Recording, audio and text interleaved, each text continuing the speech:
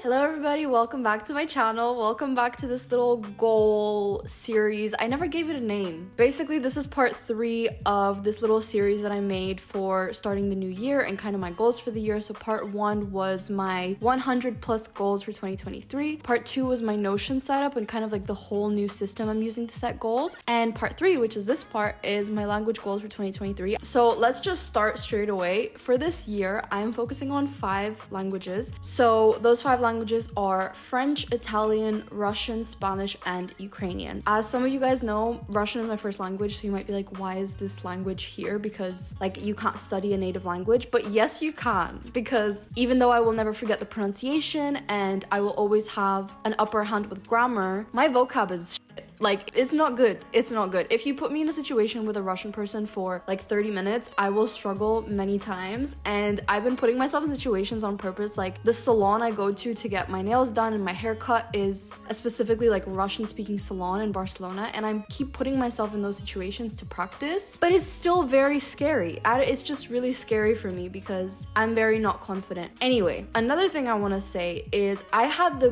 biggest issue choosing which languages to focus on, because basically Russian, Spanish, Ukrainian, I knew straight off the bat they were going to be in priority. The next issue that I had was I didn't know if I want to focus on French, Italian, or Portuguese. Those 3 languages I had such an issue choosing between because they're all Romance languages. They're all very similar, but like I love them all equally. Like it's insane. Like I don't even know how the love can be so equal, but it's so equal. And the reason I decided on French and Italian this year instead of Portuguese is because I'm going to be visiting France and Italy in 2023, but I'm not going to be visiting Brazil. Also, I'm saying Brazil because I'm specifically learning Portuguese from Brazil. 3 new Romance languages in a year is not it. Like, it's not it. And then for Spanish, a little background for those of you who don't know me, I'm currently living in Spain. My Spanish is like upper intermediate. I would say my listening is advanced. My speaking is like intermediate. I still get quite scared to speak. And Ukrainian, I'm half Ukrainian, but I don't speak Ukrainian, but it's very similar to Russian, so it's like easy to learn, but that also makes it hard to learn. Anyway, that's a little background. Let me now go into every single language and break down specifically what I'm going to be doing. Let's start with Russian. So like I said, Russian is my first language, so you might be like, why do you even have goals here? But Russian to me is really important. I really love the language. To me, the language is really beautiful. It's really important to me because I grew up only speaking Russian. Like the culture is extremely important to me. There's people that speak Russian since they were little and they don't really care about it. Like for example, my sister, I'm very positive that she does love the language, but I don't see her actively trying to learn it. I don't think she really cares. For me, it's really important. It's like a big part of me that I feel like is missing because I can't express myself as freely as I want to. So my goals in Russian is to, first of all, read 12 books in Russian. This is going to be kind of hard because I'm not used to reading a lot, but I need to read at least 1 Russian book per month. Ideally, all nonfiction, but I don't know. We'll see, because even though in fiction books you get a lot of natural vocab as well, I feel like nonfiction books are very specific. And say, for example, if I choose like 12 interests in life, so I can choose like productivity, habits, content creation, whatever, and I find a book about each one of those themes, I'll then have a lot of very specific vocabulary about those things.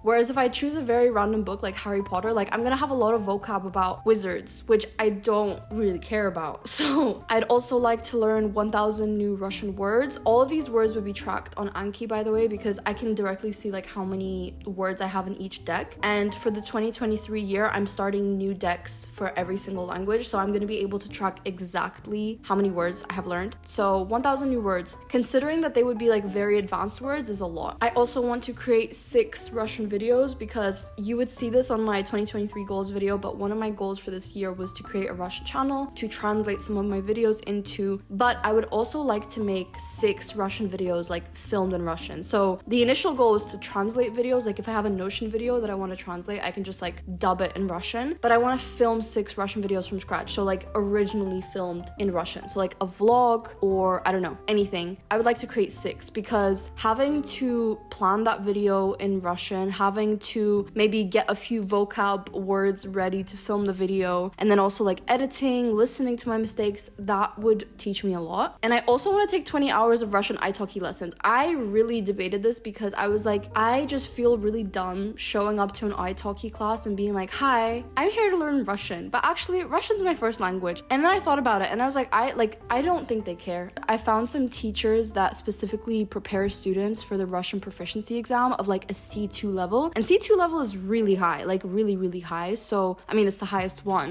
And if I took a C2 preparation class, I would learn a lot, like a lot, because that is very advanced specific vocabulary and very advanced grammar. And for me, like, I know grammar from context because I know how Russian sounds, but like if I had to do exercises, I would struggle. And I thought that was a good idea to take some of those lessons, even though like I'm not going to do that exam because there's absolutely no point for me, but I don't feel as embarrassed to take the class because I'm like, it's a high level. And also I want to pick up 2 new habits for Russian. So first of all, I need to start speaking to my mom only in Russian. Like literally, I don't want to call my mom a language learning resource, but she is literally a free walking Russian resource. Like literally, she speaks to me only in Russian and it is my choice. I answer to her in English because I've gotten too comfortable with just replying to her in English. And that is a no this year. I don't care. That is a no. From the 1st of January, if I say something to my mom in English, I'm getting fined. I have to pay her 10 euro and I'm just gonna learn my lesson the hard way. And I'm not joking. Like, mom, when you're watching this, like, keep in mind, if I speak to you in English, I'm getting fined. Like, text me and literally be like, you owe me like 50 euro. I don't care. And I also want to start journaling in Russian. I think I wrote down twice a week. This doesn't have to be long, like a little bit, like a paragraph kind of. Either like something that's going on right now or how I'm feeling or whatever, because this is my issue in Russian. I can't really talk about how I feel. Like, I'm really weak with the adjectives. Like, I'm really, really weak with the adjectives. Like, if I want to say that something is like nice, like that's about it. Like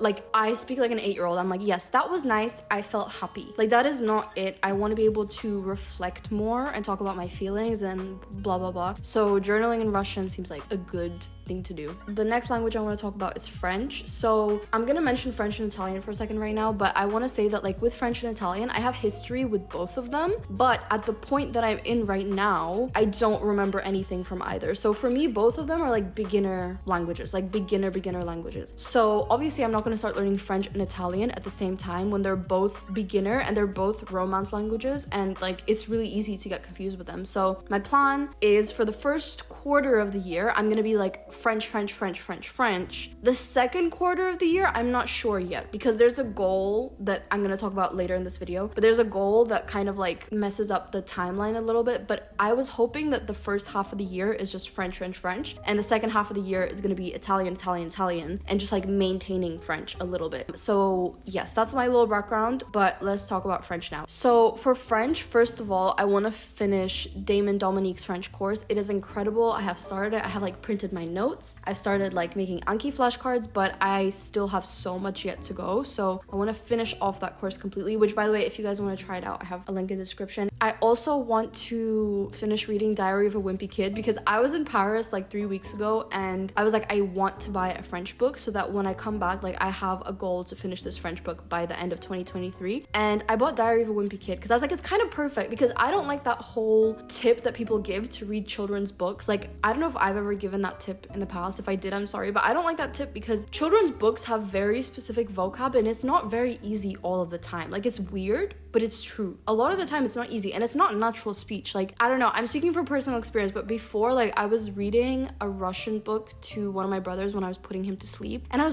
was like, I don't even know what this word means. Like, this is so specific. Like, this is so specific. And Diary of a Wimpy Kid is one of those books that's like for early teenagers, like for people that are aged like 12, not even, like 8 to 12, I would say. So it's the perfect type of vocab because it is normal speech, but it's very easy because it's made for like children / teenagers. So Diary of a Wimpy Kid seemed perfect. And I have it in my house right now, so I'm gonna be working on it throughout the year. The next goal is to finish this French grammar book. This is definitely not the best one I could have bought. Like, this is literally like something for dummies. I don't know like what their franchise, I don't even know what to call it. But I saw it in the store and I was like, it's kind of perfect because I've been meaning to learn a language through laddering, and this is French grammar through Spanish. And I was like, it's kind of perfect. And even though this might not be the most efficient grammar book, I see that and I agree with that. It still is going to teach me everything I would have to know. So my goal is to finish this book by the end of the year. The next goal is a really big one, but I want to live in France for a month this year. I don't know when 100% yet. I'm hoping sometime in the summer, like maybe June, July, but I really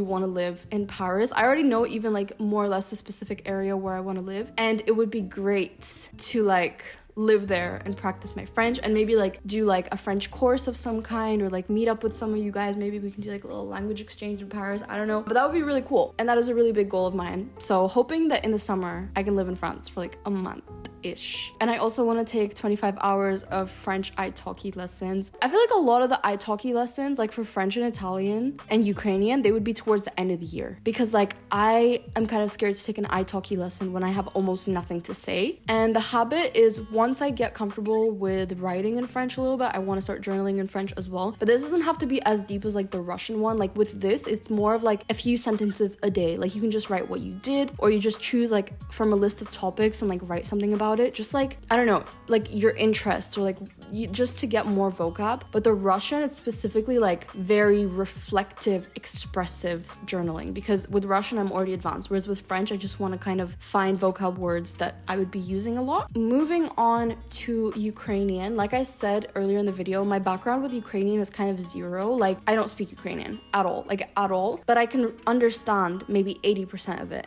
But I really want to learn it because I'm half Ukrainian and I wasn't raised speaking Ukrainian, so I don't know how to speak it. So my goal is to first of all learn 2,000 new Ukrainian words. This is the thing though, I don't know yet if I want to learn from English or from Russian, because in a way learning from Russian is easier because the words are a lot more similar than like English and Ukrainian. But at the same time, that's gonna confuse me. But then at the same time, maybe there's gonna be some kind of word that is just 10 times easier for me to remember, because I'm like, oh, well, this is what it is in Russian. You know what I mean?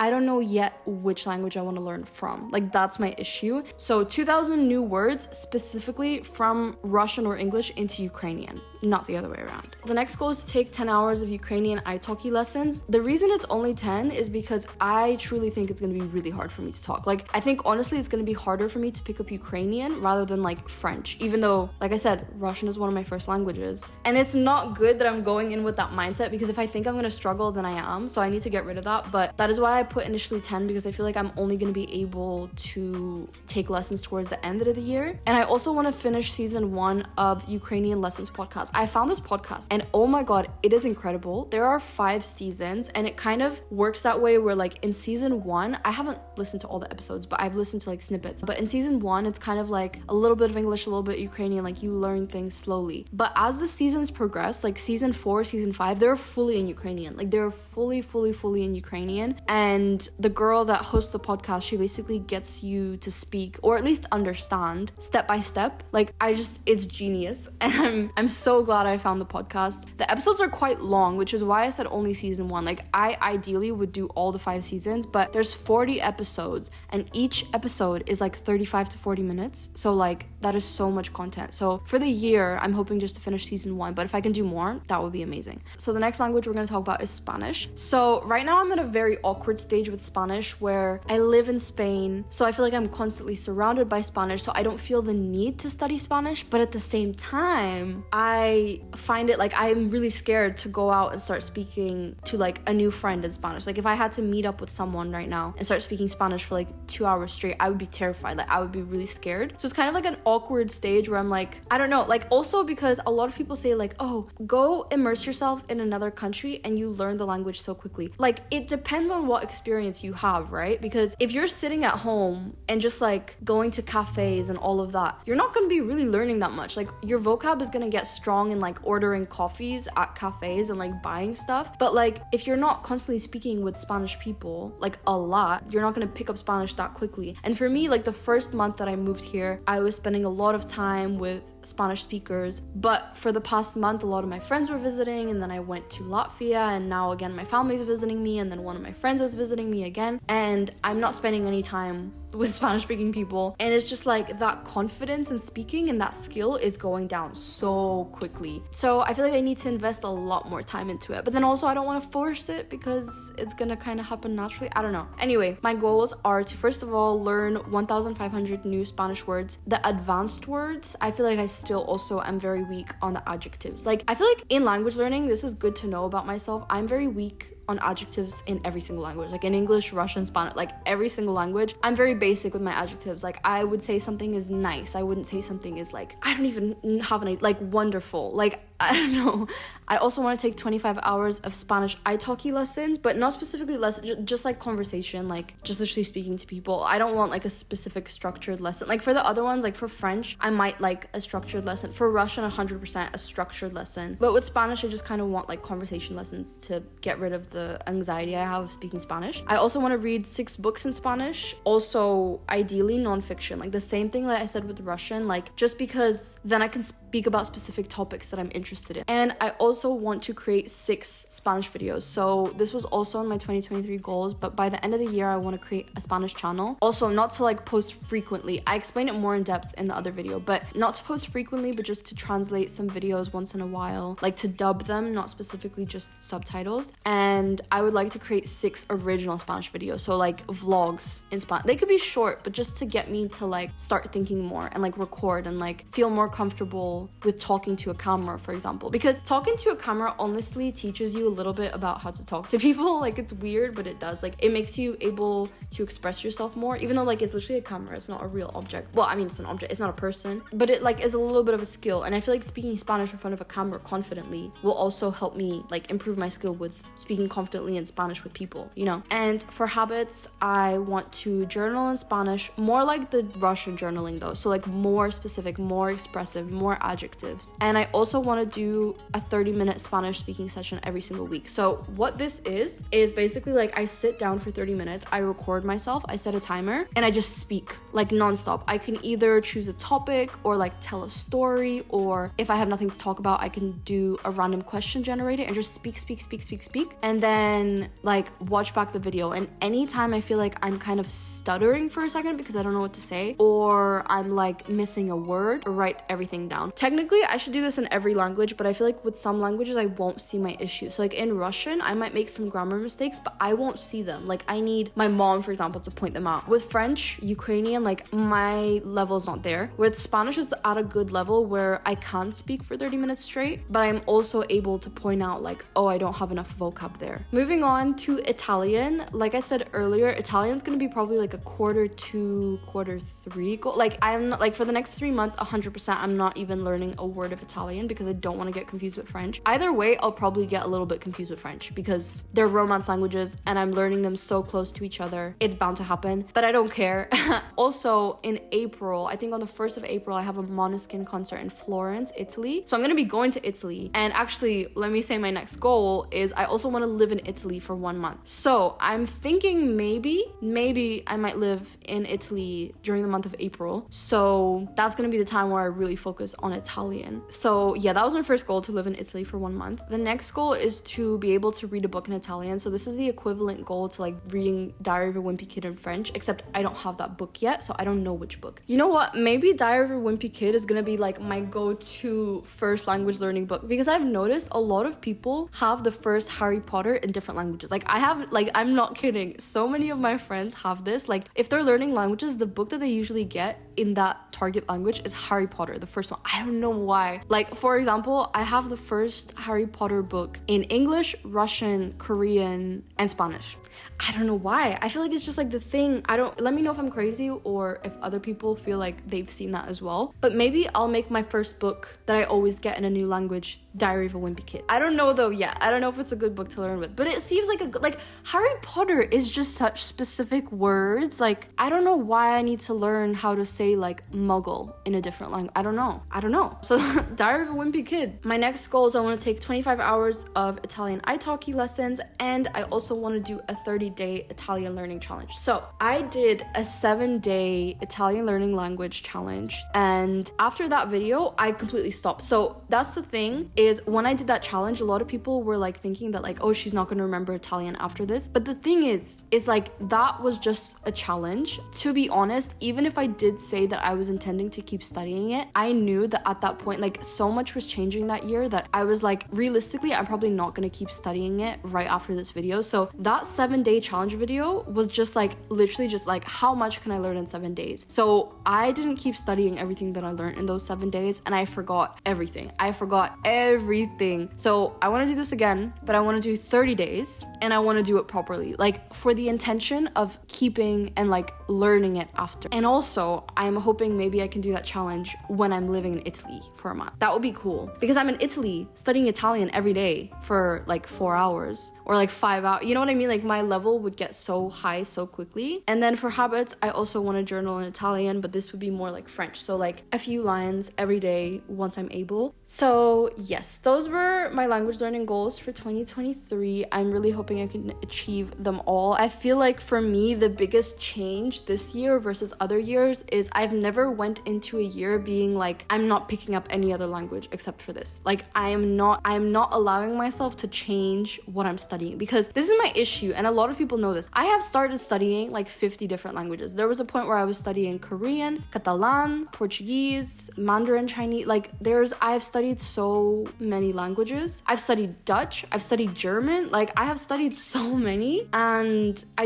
it's my issue is that I get a lot of interest in one language, and then it's not that I lose interest, but I'm just like, ooh, I find a new language that I get obsessed with, and then I'm like, oh, let me just like leave this one for a while and like switch to this one. And this year I was like, I don't care. Like you can drop a language if you want, but you're not adding another one. Like if you drop a language, that's your choice, but you're not adding another one. And that is something I'm committing to, and I feel like it's gonna make me move a lot further on my goals, because like I have that issue. Like I would pick up Italian for a month, and then I would drop it to study Portuguese, and then I would drop that to study French, and then I would drop it to like study Italian again, and then I would drop that to study Catalan. Like I don't know, it was just like a whole mess. So this year I don't care, we're committing. Also, another thing for anyone who was wondering why I'm not studying Catalan anymore, because that's the thing, like a month ago I was like, I'm picking up Catalan, like literally a month ago. But I've decided that even though I do hear a lot of people speak it around me, I don't feel the same passion for Catalan as I do with like French and Italian or Portuguese. So for example, if I'm at that point where I'm able to speak French, Portuguese, Italian, Spanish perfectly, I will learn Catalan, because I'm still passionate about it. I still like it, but not as much at the moment. So I will learn it one day. But this year, 5 languages: Russian,